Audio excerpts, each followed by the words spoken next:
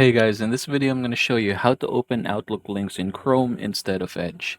Now, if I'm going to hover over to my Microsoft Outlook, you can see that I have this email coming from Microsoft here, and if I'm going to hover over, you can see there's a link. If I click this link, it's going to open to my Edge, Microsoft Edge, and I don't want that one. So what I'm going to do in order to transfer this to opening any links to Google Chrome is very simple actually, and I'm going to show you.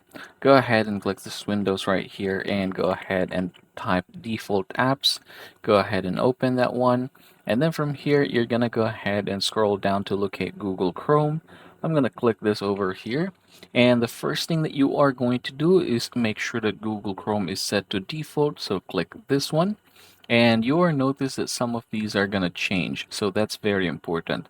So HTML, make sure that that is set to Google Chrome. Still the same thing here. If it's set to Edge still, we're going to go ahead and do for all the other things here.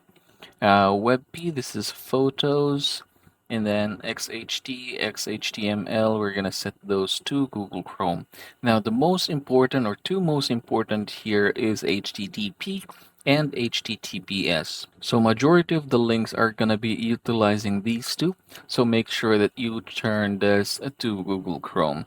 Now for the others here, not really, you're not going to be using them very much. So you can head over back here in Microsoft Outlook, and then from here, you can go ahead and click any links again. So click this one, for example, and you can see that now it's opening in my Google Chrome. Let's go ahead and do the others. Click this, and there you go. Click this, and there you go. So absolutely done beautifully.